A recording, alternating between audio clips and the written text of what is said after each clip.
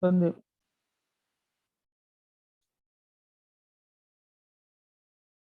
Então, como eu ia dizendo, a questão da liderança na empresa ocorre que ele se sente o quê? Eu não posso dar o troco, eu estou me sentindo acuado, está ativando a rejeição de novo, porque qualquer coisa que eu faça, essa mulher me questionar, ela vai ativar um gatilho mental dizendo que eu não estou fazendo certo, que eu não sei fazer. Aí ativa lá o DNA das células de memória, das coisas que eu venho trazendo, aquela bagagem, e aí eu começo a ter aquele posicionamento machista, né? E aí começa aquela questão de que o lugar da mulher é pilotando fogão, sabe? Aqueles homens bem machistas, é nesse sentido. Então, às vezes ele desencadeia, aquilo ele leva para a vida toda, porque volta e meia que ele tem situações, ele faz comentários sobre aquela atitude da mulher, entende? Então, ele tem alguma coisa que ele não perdoou, aquele sentimento, e aquele sentimento de rejeição acaba bloqueando até ele de, muitas vezes, realizar, ou seja, no âmbito profissional, ou seja, no âmbito pessoal. Então, trabalhar isso durante se dar conta o quanto antes sobre esse sentimento inconsciente de rejeição, se ele conseguir trabalhar, ele consegue desbloquear, mas se ele não tiver consciência de que ele tem esse sentimento inconsciente de rejeição, isso vai atrapalhar na vida dele. Se não atrapalhar no lado profissional, vai atrapalhar no lado pessoal. E ele vai estar sempre achando motivos para não estar com a esposa. Ele sempre vai criar algo novo para não estar muito tempo junto com a esposa, porque ele tem receio de quê? De ser criticado, principalmente por uma mulher, ser rejeitado, principalmente por uma mulher. Então, por isso que, quando a gente se dá conta de que esse homem está se afastando muito, ou seja, no relacionamento, ou se o filho está muito distante, tem que cuidar se ele não está passando por esse sentimento de rejeição, né? A questão também de situações assim, ó, causadas por várias mulheres, ou porque ele tem, ou ele sai com muitas mulheres para ele se autoafirmar, para ele passar aquele sentimento inconsciente que ele tem de rejeição. Então, vem os homens mulherengos, que a gente conhece como homens mulherengos. Então, ele quer se autoafirmar porque ele sofreu um episódio ou mais de um episódio de rejeição. Então, ele às vezes ele tem que se autoafirmar. Então, por isso, buscar, né? Se tem alguém que tem um relacionamento com homem mulherengo, tem que buscar o X da questão para tentar, né, ajudá-lo a trabalhar isso, saber por que, que ele está passando por isso. Enelma, quer complementar alguma coisa nessa fala aí?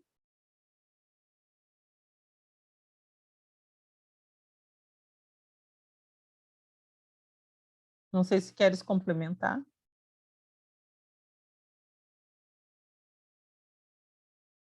Eu até comentei assim que tem que ter cuidados, né? Questão assim de homens que não Ela tá sem, acabam sendo ela tá sem muito. microfone, Cláudia. Eu acho que ela vai conectar aqui, eu acho. Ah, tá. É que tá Não aparecendo tá. aqui no chat, pelo chat dá pra ver que tá sem o microfoninho. Ah, tá. Achei que. Tá Assim que bom. ela, acho que ela vai reconectar lá. Certo. Então, eu vou seguir depois, se eu precisar voltar, eu volto. E Tá. como lidar com esses homens com sentimentos de rejeição? Pessoas de confiança à volta. Não é possível evitar esse sentimento. Por quê? Porque a gente não tem controle desse sentimento, né? Não tem como evitar que teu filho passe, tem um filho homem, na infância dele passar por uma situação de rejeição. Tem que saber, né? Começar a sinalizar. Ele vai demonstrar sinais que ele passou por isso na escola. Então, o que seria o ideal? Buscar para ver se esse filho não está passando por momentos de rejeição, um sentimento de rejeição, trabalhar isso nele na infância, para que ele não cresça com esse perfil, porque ele, na idade adulta, ele não vai se tornar um machista somente com a esposa, vai ser todas as mulheres, inclusive a mãe. Então, ele vai se voltar para a mãe com posicionamento de machista, porque ele diz, agora eu posso gritar mais alto, agora eu tenho força. Então, eu tenho que ter esse cuidado, né? Analisar, ficar de olho nos sinais. ajudá-lo a administrar esse sentimento, dizer assim, ó, isso tá com esse sentimento de rejeição, mas está tudo bem. Como que a gente pode trabalhar esse sentimento? Vamos aprender a administrar. Onde está a origem desse sentimento? Buscar essa origem, nem que tenha que fazer um acompanhamento terapêutico para buscar lá o X da questão, porque às vezes não está na infância nem na idade adulta, está lá nas células de memória. Então, daí vamos buscar, senão ele vai levar por toda a vida essa questão, e ele não vai, se a mulher não for uma mulher que saiba administrar os sentimentos, suas emoções, esse homem não vai parar com mulher nenhuma. Ele vai ficar aquele homem de casa separa, casa separa, casa separa. Porque ele não vai aceitar, ele vai achar que qualquer parecer da mulher, ele está sendo mandado, ele está sendo rejeitado. Ele não vai interpretar como algo do relacionamento que é normal.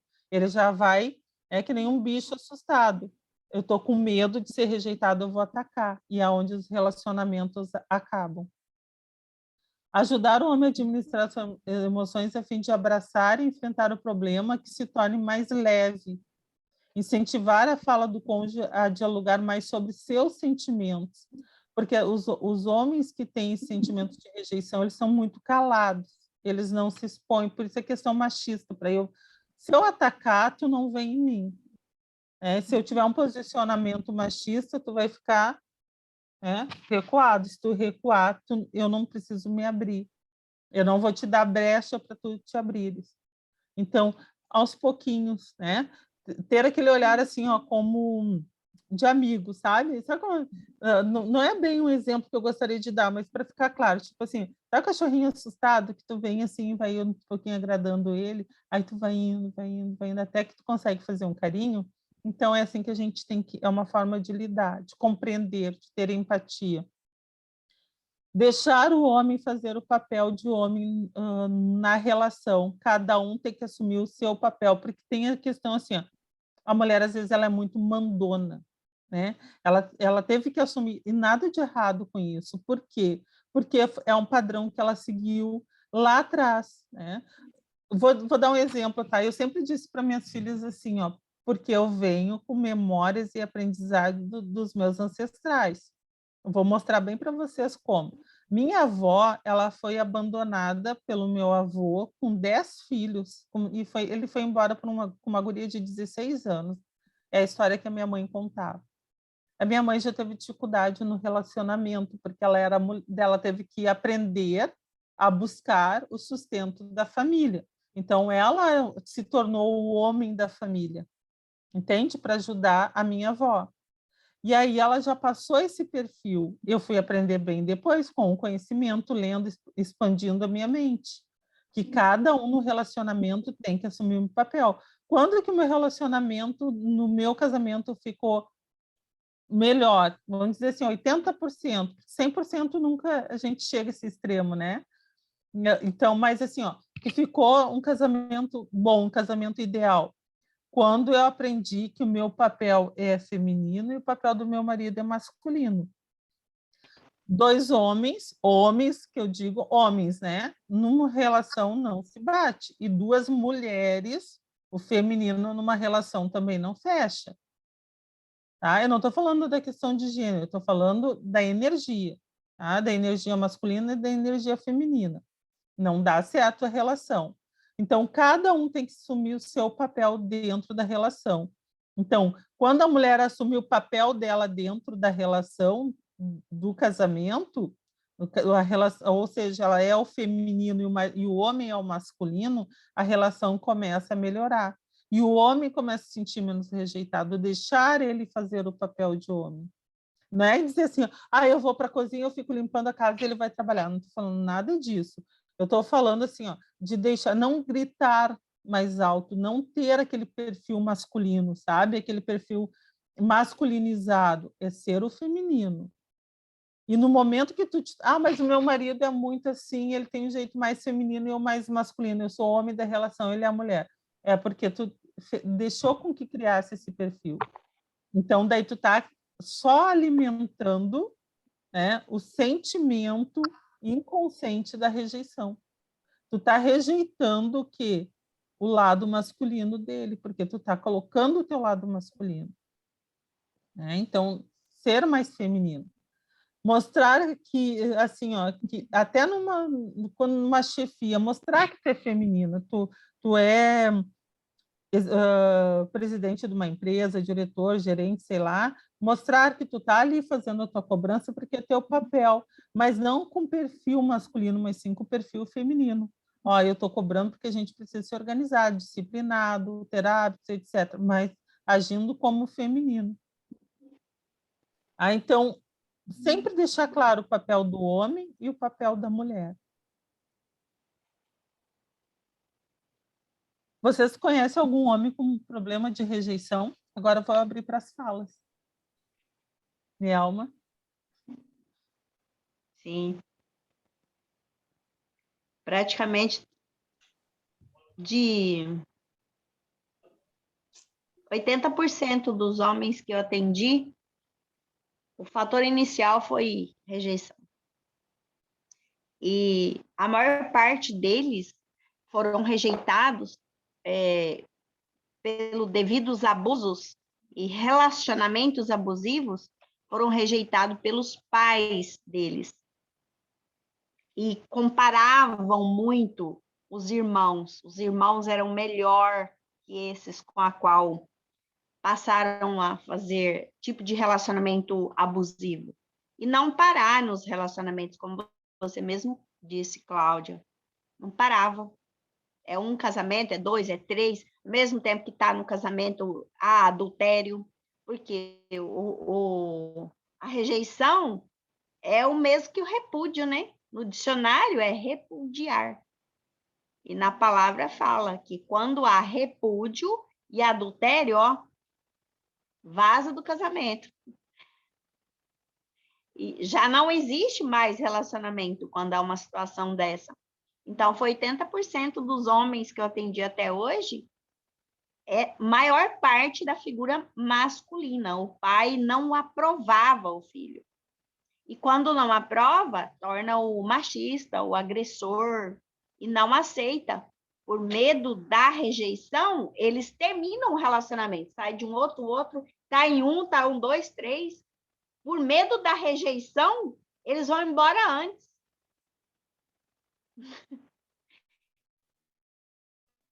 É muito profundo esse assunto. Muito profundo. É bastante conteúdo. Dá para mais do que uma live. Até eles traem para não serem traídos. É o medo de serem traídos. Serem rejeitados. Eles replicam a dor. Porque, na verdade, a dor ela tem 2 vertentes. Eu falo no meu primeiro livro sobre isso. A Sombra de um Passado Esquecido. É a vertente da vítima, né? Que ele se torna a vítima, e a vertente do prazer. Então, quando ele pega por prazer, para não sentir a dor, ele causa a dor. E estimula a sexualidade dele, desenvolve até algumas psicopatias muito fortes.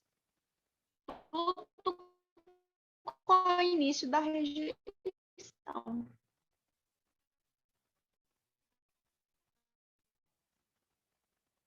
E aquele contexto ali daquele homem. Os pais passaram por isso, os avós, os bisas, os tatas vão repetindo por gerações o mesmo trauma, o mesmo perfil, abusado, abusador, abusado, abusador. Numa geração vem o abusador, na outra geração vem o abusado, e assim vai. Aquele ciclo repetido de gerações limitantes. A serviço de quem? Serviço do outro lá.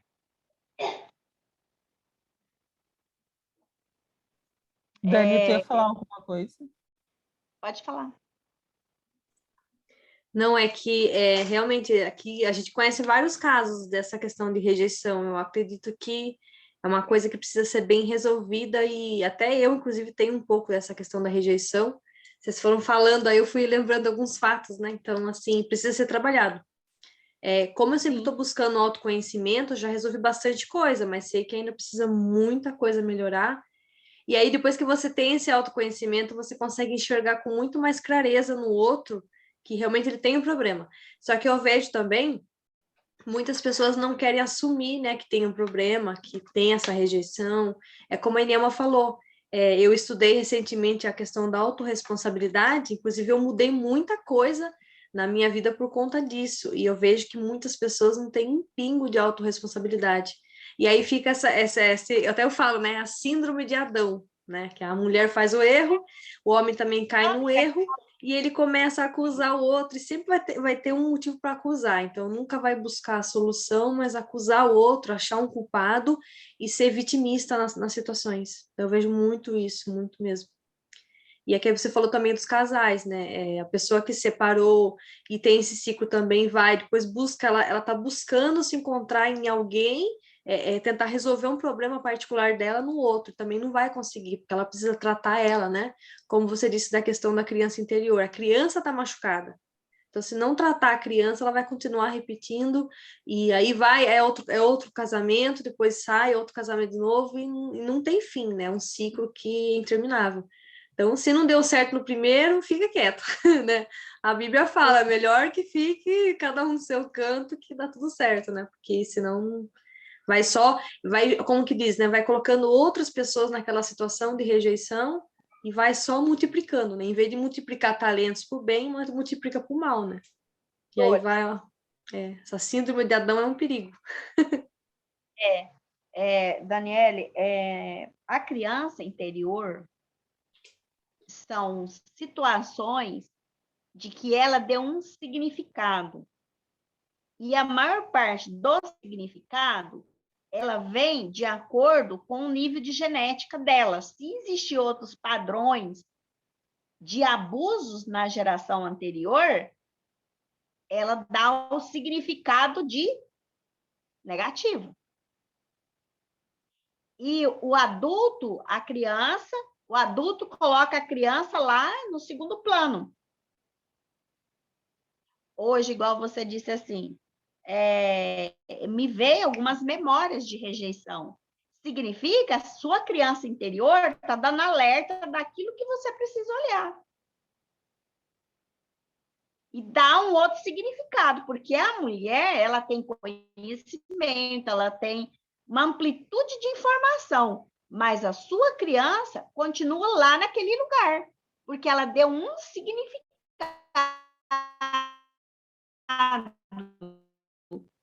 Então, gerou uma... Fica lá presa. Aí, a hora que você é a única que é responsável por ela. Não é seu pai, mas a sua mãe. Os pais, eles têm uns papéis de 0 fetal, barriga, gestação, até os 8 anos. Depois disso, vai você cuidar da sua criança interior. De que maneira? Dando outro significado. Aquela criança está lá achando que é aquilo. E o que são drives negativos? A mente fica presa naquela memória e gerando cortisol, e gerando cortisol, e gerando cortisol, e gerando cortisol, que é onde dá as doenças no nosso corpo. Porque nós não paramos e assumimos a autorresponsabilidade. O que é autorresponsabilidade? Peraí, eu vou acolher minha criança interior. Eu não vou cobrar do meu pai e da minha mãe mais. Eu sou adulta. Então, eu cuido da minha criança. O corpo está falando. Veio uma memória agora sua. Para e cuida dessa criança. Porque encher de conhecimento sem viver o conhecimento é o mesmo que você encher de informação e não viver a sabedoria. Porque o conhecimento é o quê? Conhecimento vivido se torna sabedoria. E a sabedoria é o quê? Princípio a temor ao Senhor. Aí fica lá fora, lá fora, lá fora, lá fora, lá fora. Não, a autorresponsabilidade é aqui dentro, aqui dentro, aqui dentro. Peraí, qual memória que me veio agora? Então, eu preciso dar um sentido a ela. Olha lá a sua criança e acolher. É o que eu faço no meu canal. É o que eu faço com as mulheres. E com agora está vindo casais. E aí? Lidando o masculino e o feminino dentro de mim. No momento que eu acolhi a minha criança, começou a vir casais para resolver coisas que eu preciso resolver junto com o meu masculino e o meu feminino. Porque dentro de nós tem as duas coisas, tanto no homem como na mulher. Mas em que momento nós deixar de achar que está lá fora? Está dentro. Esse amor, essa junção de liberar a rejeição, começa em nós mesmos. Porque muitas vezes que nós somos aprendidas nesses paradigmas de rejeição, foi ficar cuidando da vida dos outros. Primeiro, nós precisamos cuidar de nós, da nossa criança interior, para saber lidar com quem está do nosso lado. A primeira linguagem do amor. Nós sabemos e temos certeza que nós somos amadas por nosso pai, pelo Abba, que nós não sentimos mais abandono. Sente sim, no momento que você sabe que a sua criança está lá naquele trauma e você não dá atenção, rejeitando ela. O ciclo repetido do abuso, do abandono.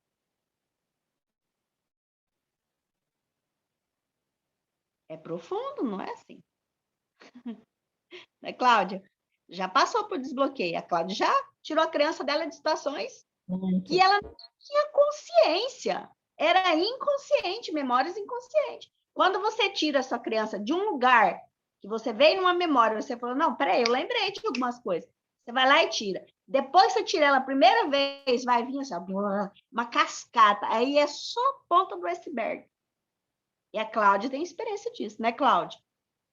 É porque a gente não quer enxergar o problema da criança. A gente esconde a criança. Sabe quando a criança se esconde atrás da mãe? Essa nossa criança esconde atrás da gente, como se escondesse e ficasse só espiando. Entende? Porque você, como adulta, rejeita a sua criança. Por quê? Porque no momento que tu aceita a criança, tu aceita os problemas que ela enfrentou. E aí vem tudo à tona. Então, aí, quando a gente aceita ali os problemas que traz a criança, tu não traz só a criança, tu traz todo o drama da criança, tudo que ela enfrentou. E aí tu vai ter que encarar de frente. Só que enquanto tu não faz isso, o que acontece? Tu não desbloqueia muitas áreas da tua vida. Principalmente a questão da rejeição, que eu acredito assim, que é a coisa mais forte, é mais forte ainda do que a questão do perdão. Que eu preciso liberar o perdão para as pessoas. A gente pensa liberar o perdão para as pessoas que fizeram as coisas que a gente acha que elas fizeram. Mas a gente provocou algo nessas pessoas para que elas tenham agido daquela forma, até só a minha presença pode incomodar alguém. Eu não fiz nada, mas essa minha presença incomoda. Só que daí eu preciso liberar esse perdão. Só que daí daqui a pouco, mas eu já liberei o perdão para todo mundo. Todo mundo que eu penso, eu liberei, eu perdoo todo mundo. Deus, eu perdoo todo mundo. Mas o problema não está aí. O perdão, perdoei todo mundo e a minha vida não mudou. A criança, traz a criança. Está escutando?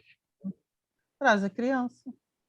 A criança, trazendo ela, só que tu traz os problemas dela junto, aqueles problemas que elas enfrentaram que causaram dor. Tu trazendo a criança, tu traz a dor, e aí tu deixa ela quietinha lá. Você porque mesmo. Passou por aqueles... A Enelma fez o desbloqueio, primeira vez, assim, foi... Aí depois tu quer buscar a criança toda hora. Quando acontece alguma coisa que tu não consegue ir para frente, tu quer buscar a criança. Vem as memórias, né, Cláudia? Vem. Nossa, aquilo, aquela situação, não, aquele... É resgate. Exato, resgate. Aí, o que Jesus, o nosso Salvador, veio fazer? Não foi resgatar o amor? E aí nós fazemos o quê? Nós ficamos querendo resgatar o marido, se nós não está cuidando da nossa criança interior? Quer resgatar o outro? Por que Lucifer fez a caca que fez, o Adão fez, a mulher fez, serpente fez, porque ficou cuidando da vida do outro e não cuidou de si mesmo. A autorresponsabilidade é isso, cuidar da criança interior. Amor próprio, E às vezes auto-perdoar-se. a alma não é só a criança. E não é só a criança, né? É o embrião também. Isso. Não é só a criança ali, a pequena, aquela que tu visualiza. É o embrião também. O que são os PPPs? Primeiro, o parto, de que maneira você nasceu, de que maneira, de que forma você nasceu, contribui para você ter deixado a sua criança lá, sufocada. No quê? É olhar, é autoconhecer. De que maneira foi seu parto? Segundo, com os pais, os paradigmas, padrões limitantes. Terceiro, parentela. Porque se parentela fosse tão bom, o próprio Salvador falava, vaza delas. Terceiro, professores, quer dizer, quarto, professores. Quinto, pastores, padres. Sexto, sétimo, 7 níveis de padrões limitantes dos PPPs. Eu falo no primeiro livro sobre isso. Programas de televisão, coisas só negativas, reforçando o drive da rejeição. Distanciamento do amor. E até o perfil, né, Nelma? Por exemplo, na minha geração lá na infância, lá na década de 80, o que a televisão reforçava? Que tu tinha que ser coitadinho, que Deus gostava de quem era pobre, de quem era coitado. Então, quanto mais rejeitado tu fosse, mais papel de rejeição de vítima tu vestisse, mais próximo tu estaria de Deus. Então, tu começou a vestir, mesmo que as pessoas não te rejeitassem, tu te colocava no papel de rejeitado. Eu não vou pular corda com aquelas meninas porque elas se vestem melhor do que eu e elas vão me rejeitar. Mas se eu ficar rejeitada, eu sou pobrezinha, eu sou coitadinha, estou mais perto do Criador. Porque o que nos passavam? Que o Criador, o Jesus, gostavam dos pobres. Entende? Por isso que veio esse E o que questão está de mais interpretação. por trás da rejeição, né, Cláudia? Muitas coisas. Então, soberba, vaidade. Exatamente. O papai é muito bom. O Abba é muito bom.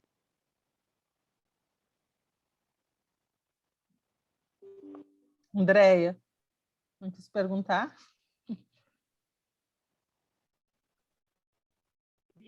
Estou quietinha hoje aqui, só prestando atenção. É forte, né, esse assunto. No mês passado mesmo, estava fazendo uma reprogramação mesmo dessa, né, limitação, que eu também sofri, rejeição desde o parto, né? Quer dizer, meu pai teve que escolher, né, entre ou minha mãe ou eu, então era minha mãe, né? Mas eu fui salva, tudo, mas assim, desde o parto, né? E eu sofri todas as rejeições aí que a Eniel está falando. Professor, liderança, e sociedade, e agora, com essa expansão, né, da consciência que a gente está buscando, né, que já deve fazer uns 2, 3 anos que eu estou buscando, então, que cai à tona, né? Porque essa criança fica lá escondida, atrás de onde ela ficou, debaixo da mesa, atrás da porta do guarda-roupa, e ela está lá. Ela não saiu de lá, né? E essa criança, ela está esperando aquela mãe perfeita que não existe. Ela não existe, a mãe perfeita. O pai perfeito não existe. O que existe é o pai que eu tive, a mãe que eu tive. Então, eu tenho que tomar posse desse pai, dessa mãe que eu tive, de todos esses ensinamentos que eu tive, né? E colocar na minha criança. E eu cuidar, eu mesmo tomar a autorresponsabilidade de cuidar dessa criança. De maneira que ela não me atrapalhe agora na vida adulta. Porque, infelizmente, ela foi machucada e essa é uma ferida que não vai sarar. Não tem cura. Por quê? Porque a gente vê velhinhos, né, falando disso. Então, como... É um eterno curar. É um eterno bálsamo que a gente vai ter, que é que a Inelma está falando, a gente vai aprender. Hoje eu estou bem quieta, mas a gente vai entendendo. São várias situações onde aquela criança teve que se esconder lá naquele esconderijo dela. E aí vem vindo, né, Esses dias eu fui numa loja, foi muito engraçado, eu me vi num corredor sozinha, porque eu me vi fugindo, aí eu na loja sozinha, eu pensei, meu Deus, que é isso? Né? Por que eu estou agindo dessa forma? Né? Eu lá e pensando nisso, né? Antes eu não ia ter essa percepção. Então, ó, mês passado, esse desbloqueio de limitação, né, que eu estava fazendo, eu desmaiei. Eu desmaiei, assim, porque eu estava tentando resolver. Não resolve. Não resolve a situação com o outro. Não. A mãe que eu tive é aquela, o pai que eu tive é aquele. Eu resolvo a situação comigo.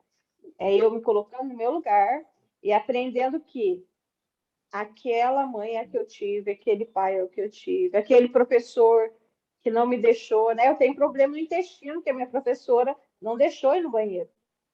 E é lógico que uma criança de 7 anos eu fiz na calça. Então,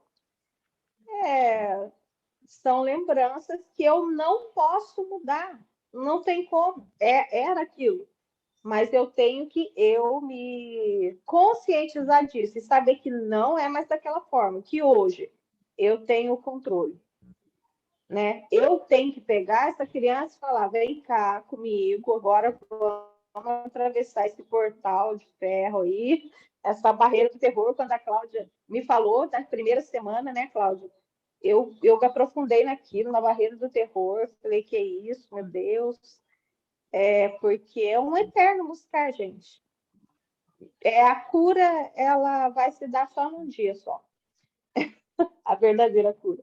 Então, eu acredito que é um eterno buscar, porque a gente busca, busca, busca, e a resposta, ela nunca chega. Então, são vários bálsamos, porque são muitas feridas. A rejeição, eu acho que é um Andréia, assunto mesmo que... se sente, e vou te dizer mais. Quem se sente assim, ó, em família perfeita, tá? Família perfeita. Eu tive uma ótima educação, meu pai foi excelente pai, minha mãe foi excelente mãe. Até essa pessoa vai ter um padrão de rejeição. Por quê? Porque o outro não teve. Eu não vou ser aceito para o outro porque a minha vida é perfeita e o outro não vai me aceitar porque a vida dele não é perfeita. Então, tem até a pessoa se coloca no padrão de rejeição porque ela quer se enquadrar, ela quer se enturmar, ela quer estar inserida naquele grupo. Então, ela precisa buscar algo que não está legal para ela justificar para aquele grupo de que ela pode ser aceita. A aprovação. E o intestino aí não é da mulher, tá? É da criança. O desmaio aí é a ausência, a sua criança está falando assim, você é tão ausente de mim que eu vou ausentar do adulto. Aí dá o lápis de memória. Ô, Elielma, eu fui buscar o útero.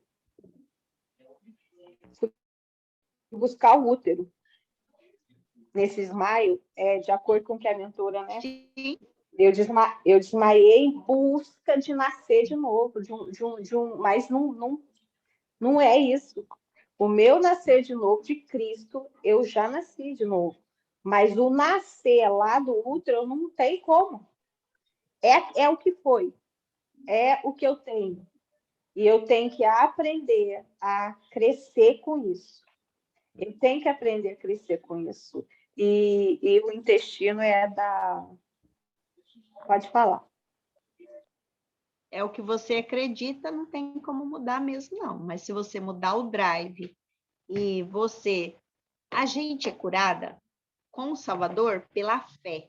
O que é fé? É o que você acredita. Aí, se você não acredita que vai mudar nada, não vai mesmo. Não, eu acredito. Eu já fui transformada, entendeu? Só que, assim, eu não posso transformar a situação que eu passei. Pode sim, É, pode sim. Gente, desculpa cortar vocês, mas nosso tempo está encerrando aqui. É um tema interessante e se estende assim, se a gente deixar, é um tema para o ano inteiro, né? E até trabalhos assim vão virar leques, né? Um organograma. Então, eu quero agradecer a presença de todos aqui, quero agradecer a presença da Dani de novo. E a semana a gente se falou porque a gente está na correria e Dani também com os afazeres dela, mas isso que nem nós somos livres. Enielma, quero te agradecer muito pela tua presença, pela tua disponibilidade para complementar esse material aí, que é riquíssimo, né? Então, que dá para várias lives. André, quero te agradecer pela presença, pelo teu tempo aqui. Acredito que tenha ajudado alguma coisa, que esse é o sentido do nosso grupo, é ajudar mulheres. E também contamos com a presença de vocês para uma nova palestra, Nielma, para trazer outro assunto, outro tema. Conto contigo aqui também. Pode se inscrever, até vou colocar, porque a Nielma entrou depois, até achei que ela já estava nesse grupo, mas ela estava no network. Então, colocar teu nome na lista lá para te palestrar, trazer um tema que eu sei que tu tem vários, né? Que é excelente. A Nielma tem uma sabedoria incrível. Nessa live, ô Cláudia, é de que Oi? maneira você acolher a sua criança interior? Como é que é, Nielma? Não, é que deu uma cortada. Para você acolher a criança interior.